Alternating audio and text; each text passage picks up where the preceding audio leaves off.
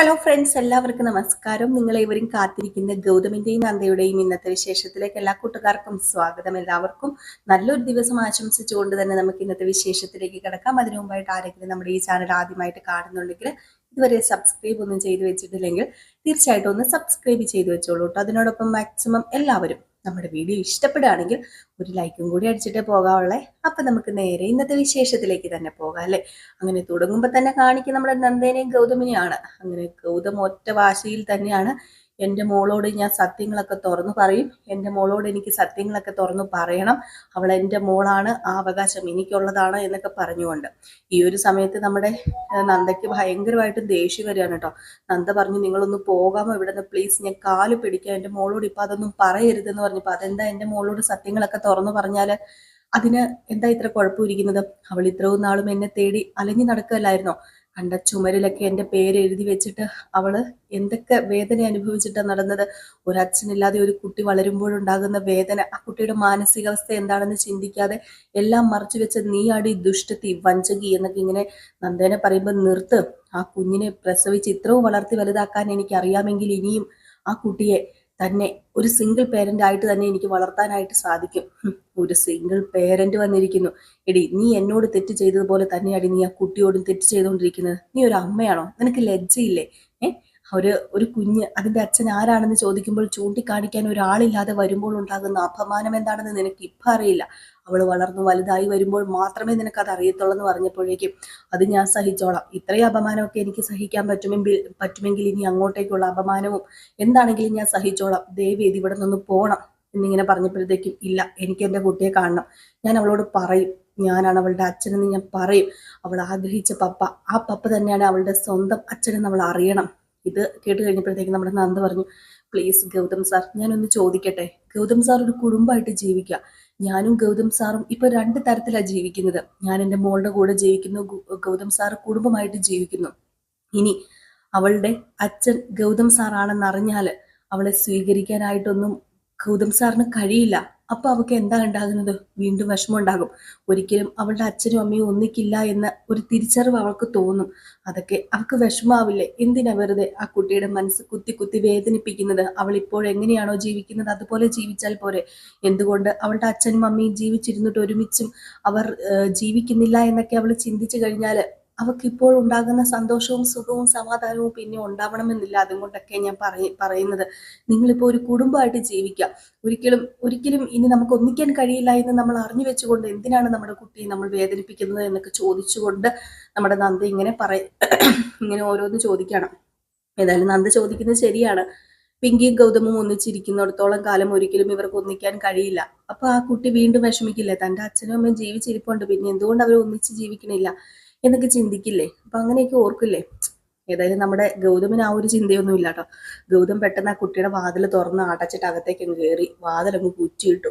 നമ്മുടെ നന്ദയാണെങ്കിലോ, ഗൗതം സാർ തുറക്ക്, ഗൗതം സാർ എന്താ നിങ്ങൾ ഈ കാണിക്കുന്നത്? പ്ലീസ് ഗൗതം സാർ, എൻ്റെ കുട്ടിയോട് ഇതൊന്നും തുറന്ന് പറയരുത്, പ്ലീസ് ഗൗതം സാർ എന്ന് പറഞ്ഞ് കാല് പിടിച്ച് കെഞ്ചാണ്. അപ്പോഴത്തേക്കാണ് നമ്മുടെ ഗൗരിമോള് കണ്ണു തുറന്നത്. പപ്പയോ? പപ്പ എന്താ ഇവിടെ എന്നൊക്കെ ചോദിക്കുകയാണ്. അതിനു മുമ്പ് നമ്മുടെ ഗൗരിമോള് കണ്ണു തുറന്ന് ഇറങ്ങി വന്നായിരുന്നു കേട്ടോ. അതിനുശേഷമാണ് വാതിൽ കുറ്റിയിട്ട് അടയ്ക്കുന്നത്. അപ്പം ഗൗരിമോള് ചോദിക്കുന്നുണ്ട്, എന്താ പറ്റിയത്? എന്താ പോലീസെങ്കിൽ എന്താ ഈ കാണിക്കുന്നത്? അത് പിന്നെ മോള് എന്നെ കാണാൻ ആഗ്രഹിച്ചിരുന്നില്ലേ? ഞാൻ പപ്പേനെ കാണാൻ ആഗ്രഹിച്ചിരുന്നു.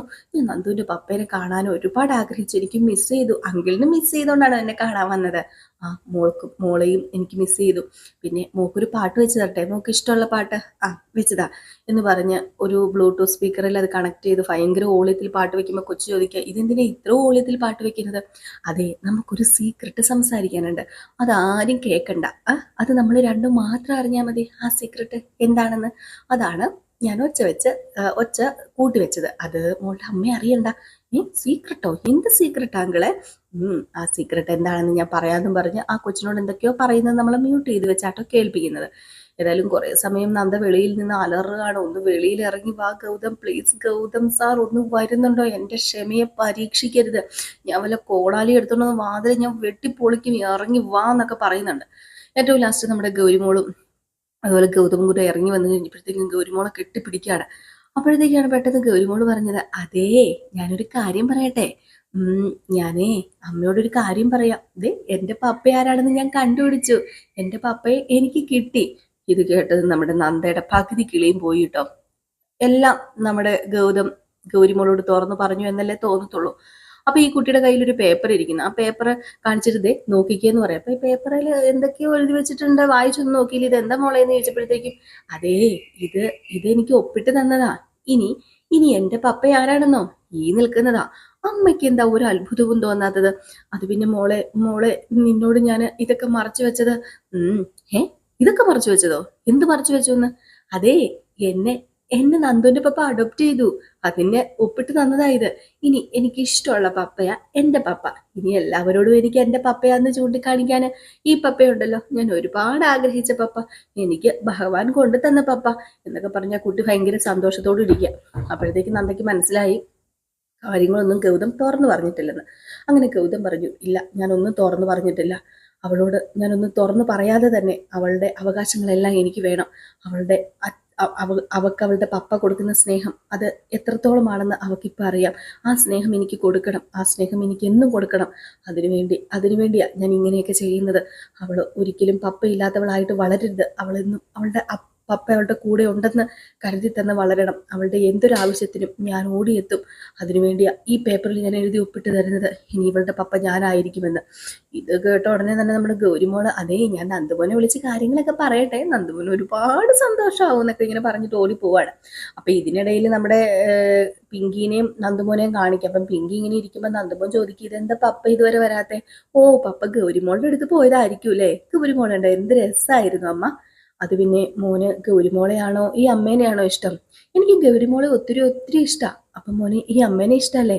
അങ്ങനെ ചോദിച്ചാല് എനിക്ക് ഈ ലോകത്തിലെ ഏറ്റവും കൂടുതൽ ഇഷ്ടം അമ്മേനെയാ. ആണോ? സത്യമാണോ? സത്യമാണേ. എൻ്റെ അമ്മേനെ എനിക്ക് ഈ ലോകത്തിലെ ഏറ്റവും കൂടുതൽ ഇഷ്ടം. അപ്പോഴത്തേക്കും നമ്മുടെ നന്ദമോനെ ഇങ്ങനെ കെട്ടിപ്പിടിച്ച് അങ്ങോട്ടും ഇങ്ങോട്ടൊക്കെ ഉമ്മയൊക്കെ കൊടുക്കാൻ എന്നിട്ട് പറഞ്ഞു. അപ്പോഴത്തേക്ക് നന്ദമോൻ പറയണേ, ഇത് ആരോടും പറയില്ല കേട്ടോ. ഗൗരിമോളോട് പറഞ്ഞ ഗൗരിമോൾക്ക് വിഷമാവൂലേ? പപ്പയോട് പറഞ്ഞ് പപ്പയ്ക്ക് വിഷമാവൂലേ? അതുകൊണ്ട് ആരോടും പറയണ്ടേ, എനിക്ക് ഏറ്റവും ഇഷ്ടം അമ്മയോടാണെന്ന്. ഇല്ല മോനെ ഞാൻ പറയില്ല എന്നൊക്കെ പറയാ. അങ്ങനെ ആ കുട്ടീനെ അവിടെ വെച്ച് എടുത്ത് കിടത്തി കേട്ടോ. ഏതായാലും ഈ സമയത്ത് ചെറിയൊരു സംശയം തോന്നിയിട്ട് നമ്മുടെ പിങ്കി നേരെ എങ്ങോട്ടേക്കാണ് പോകുന്നത്? നമ്മുടെ ആ ഒരു നന്ദയുടെയും ഗൗതമിന്റെ അടുത്തേക്ക് ആ ഒരു വീട്ടിലേക്ക് പോവുകയാണ്. അപ്പൊ ഈ സമയത്താണെങ്കിൽ ഗൗരിമോളെ എനിക്ക് എന്റെ പപ്പേനെ അമ്മേനെയും കിട്ടിയല്ലോ, എനിക്കൊരു സെൽഫി എടുക്കണമെന്ന് ഭയങ്കര ആഗ്രഹമായിരുന്നു എന്റെ പപ്പയുടെ അമ്മയുടെയും കൂടെ നിന്ന്. നമുക്കൊരു സെൽഫി എടുത്താലോ ഡോക്ടറെങ്കിൽ നല്ല പപ്പ എന്ന് ചോദിച്ചപ്പോഴത്തേക്കും അതിനിപ്പോ എന്താ, ദേ എന്റെ ഫോൺ അകത്തിരിപ്പുണ്ട്, മോളിങ് എടുത്തോണ്ട് വരാൻ പറഞ്ഞു. അങ്ങനെ ഫോൺ പോയി ഓടി എടുത്തോണ്ട് വന്നിട്ട് ഇവര് സെൽഫി എടുക്കാൻ വേണ്ടി ഇങ്ങനെ സെൽഫി എടുക്കാൻ ക്യാമറ പിടിച്ചതും ക്യാമറയ്ക്കകത്ത് പിങ്കി, ബാക്കിൽ പിങ്കി വന്ന് നിൽക്കാം. പിങ്കി ഇത് കണ്ടു. അപ്പൊ പിങ്കി അകത്തേക്ക് കയറി വന്നപ്പോ ഗൗതം ചോദിച്ചു, എന്താ പിങ്കി നീ ഇപ്പൊ ഇങ്ങോട്ടേക്ക് വന്നത് ഈ രാത്രി? അതും എന്തിന്റെ ആവശ്യമായിരുന്നു? അത് പിന്നെ അവിടെ എല്ലാവരും ഗൗതമിനെ അന്വേഷിക്കുക, ഗൗതം എവിടെ പോയെന്ന് അറിയില്ല, എനിക്കൊരു സംശയം ഉണ്ടായിരുന്നു ഇവിടെ ഉണ്ടെന്ന്, അതുകൊണ്ടാണ് ഞാൻ ഇങ്ങോട്ടേക്ക് വന്നത് എന്നിങ്ങനെ പറയാം. അപ്പോഴത്തേക്ക് നമ്മുടെ നന്ദ പറയുന്നുണ്ട്, ഇനി ഇനി നിങ്ങൾ ഇവിടുന്ന് പോകണം, ഇനി ഇവിടെ നിൽക്കണ്ട, നിങ്ങൾ ഇവിടുന്ന് പോകാനാ പറഞ്ഞത്. എന്റെ കുട്ടിയെ കാണാന് എനിക്ക് ഇഷ്ടമുള്ളപ്പോ വരാനായിട്ട് സാധിക്കും. ഇത് എന്റെ കുഞ്ഞാ, ഇവളെ എന്റെ മോളാ. അപ്പോഴത്തേക്കും പെട്ടെന്ന് പിങ്കി എല്ലാം ഗൗതം തുറന്നു പറഞ്ഞോ കുഞ്ഞിനോട്? അത് വേണ്ടായിരുന്നു. ഞാനെല്ലാം തുറന്നു പറഞ്ഞൊന്നുമില്ല, പക്ഷെ ഇവളിനി എന്റെ കുഞ്ഞായിരിക്കും. അപ്പോഴത്തേക്കാണ് പെട്ടെന്ന് നമ്മുടെ ഗൗരിമോള് പറഞ്ഞത്, അതേ ആന്റി, എന്നെ എന്റെ പപ്പ അഡോപ്റ്റ് ചെയ്തു, ഇനി ഞാൻ പപ്പയുടെ മോളാ. അപ്പൊ പെട്ടെന്ന് നമ്മുടെ പിങ്കി ഒന്ന് ഞെട്ടുകയാണ്. അപ്പോഴത്തേക്ക് നമ്മുടെ നന്ദ പറഞ്ഞു, എന്താ ഗൗതം ഇതിങ്ങനെയൊക്കെ ചെയ്യുന്നത്? ദേ ഈ നിൽക്കുന്ന ഭാര്യയല്ലേ പിങ്കി, ഈ പിങ്കിയോട് ചോദിക്കാതെ ഏതെങ്കിലും ഒരു കുഞ്ഞിനെ അഡോപ്റ്റ് ചെയ്യാൻ പറ്റുമോ? എനിക്ക് എൻ്റെ കുഞ്ഞിനെ അഡോപ്റ്റ് ചെയ്യാൻ ആരോടും ചോദിക്കേണ്ട ഒരു കാര്യമില്ല എന്നപ്പോൾ ഇങ്ങനെ പറഞ്ഞപ്പോൾ പിങ്കി ചോദിച്ചപ്പോൾ ഞാൻ നിങ്ങളുടെ ആരാ? ഞാൻ നിങ്ങളുടെ ആരും അല്ലേ? ആരോ എന്തോ ഏതോ എനിക്കൊന്നും അറിയണ്ട, എനിക്ക് എൻ്റെ കുട്ടിയെ വേണം, എനിക്ക് അത്ര മാത്രമേ പറയാനുള്ളൂ. ഞാൻ എൻ്റെ കുട്ടിയെ അഡോപ്റ്റ് ചെയ്തു, അവൾ ഇന്നും ഇനി എൻ്റെ കൂടെ ഉണ്ടാകണം. എനിക്ക് വാക്ക് തരണം നന്ദ, ഈ കുഞ്ഞിനെ നീ ഇനി ഇവിടുന്ന് കൊണ്ടുപോകാൻ പാടില്ല. ഗൗതം സാർ എന്താ ഈ പറയുന്നത്? ഞങ്ങൾ ശാന്തിപുരത്തേക്ക് പോകും, എൻ്റെ ജോലി ജോലി ആ ജോലി അവിടെ രാജിവെക്കാനൊന്നും ഞാൻ പറഞ്ഞില്ലല്ലോ. ആ ജോലി അവിടെ നിന്ന് റിസൈൻ ചെയ്ത് ഇവിടെ എവിടെയെങ്കിലും കയറാലോ. മാത്രമല്ല എൻ്റെ കുഞ്ഞിൻ്റെ എല്ലാ വളർച്ചകളും എനിക്കറിയണം, അവളുടെ എല്ലാ ആഗ്രഹങ്ങളും എനിക്ക് സാധിച്ചു കൊടുക്കണം, ഒരു പപ്പയുടെ സ്ഥാനത്ത് നിന്ന് തന്നെ. അതുകൊണ്ടാണ് ഞാൻ പറയുന്നത്, എനിക്ക് വാക്ക് തന്നെ പറ്റൂ. ഇല്ലെങ്കിൽ ഞാൻ ഒരു പക്ഷെ പറഞ്ഞു നിന്നിരിക്കും, എല്ലാ സത്യങ്ങളും തുറന്ന് പറഞ്ഞു നിന്നിരിക്കും. അപ്പൊ നമ്മുടെ നന്ദ പറഞ്ഞു, എങ്കിൽ പിന്നെ പിങ്കി പറയട്ടെ ഞങ്ങൾ ഇവിടുന്ന് പോകണ്ടായെന്ന്. പിങ്കി പറഞ്ഞു കഴിഞ്ഞാൽ ഞങ്ങൾ എന്താണെന്ന് വെച്ചാൽ ചെയ്യാം. അപ്പോഴത്തേക്കും പിങ്കി ആ ഒരു ചോദ്യത്തിനൊന്നും പറയുന്നില്ല കേട്ടോ. പിങ്കി ആകെപ്പാടെ സ്തംഭിച്ച് നിൽക്കുക. പിങ്കിക്ക് എന്ത് ചെയ്യണമെന്ന് അറിയാൻ പറ്റില്ലാത്തൊരവസ്ഥയാണല്ലോ. അങ്ങനെ നമ്മുടെ ഗൗതം വാക്ക് തന്നേ പറ്റൂ എന്ന് പറഞ്ഞപ്പോഴത്തേക്കും നമ്മുടെ നന്ദ വാക്ക് കൊടുക്കുകയാണ്, അവിടെ നിന്ന് പോവില്ല, അവിടെ തന്നെ ഉണ്ടാകും എന്നുള്ളതിന്. അപ്പോൾ ആ ഒരു സീനൊക്കെ കാണിച്ചിട്ടാണ് ഇന്നത്തെ വിശേഷം അവസാനിക്കുന്നത്. സോറി, വേറൊരു സീനും കൂടെ ഉണ്ട്. നമ്മുടെ ഗൗരിമോള് നേരെ നന്ദുമോനോട് വിളിച്ച് പറയുക എന്നെ അഡോപ്റ്റ് ചെയ്തു എന്ന്. അത് ലക്ഷ്മി കേൾക്കുവാണ്. സന്തോഷത്തോടു കൂടി തന്നെയാണ് ലക്ഷ്മി കേൾക്കുന്നത്. അപ്പോൾ ആ ഒരു സീനൂടെ കാണിച്ചിട്ടാട്ടോ നമ്മുടെ ഇന്നത്തെ വിശേഷം അവസാനിക്കുന്നത്. അപ്പോൾ എല്ലാവരും കാത്തിരിക്കുക അടുത്ത വിശേഷത്തിനായിട്ട്. അടുത്ത വിശേഷം നമ്മുടെ ഗൗതമിൻ്റെയും നന്ദയുടെയും നാളത്തെ പ്രമോ വിശേഷമാണ്. അത് നമ്മളൊരു ഉച്ചയ്ക്ക് ഒരു 3 മണിയൊക്കെ ആകുമ്പോൾ പോസ്റ്റ് ചെയ്യട്ടെ. അപ്പോൾ എല്ലാവരും മറക്കാതെ വന്ന് കാണണം, സപ്പോർട്ട് ചെയ്യണേ. അപ്പോൾ എല്ലാവർക്കും ടാറ്റ ബൈ ബൈ. ഒരു ലൈക്ക് അടിച്ചിട്ട് പോകാൻ മറക്കരുതേ.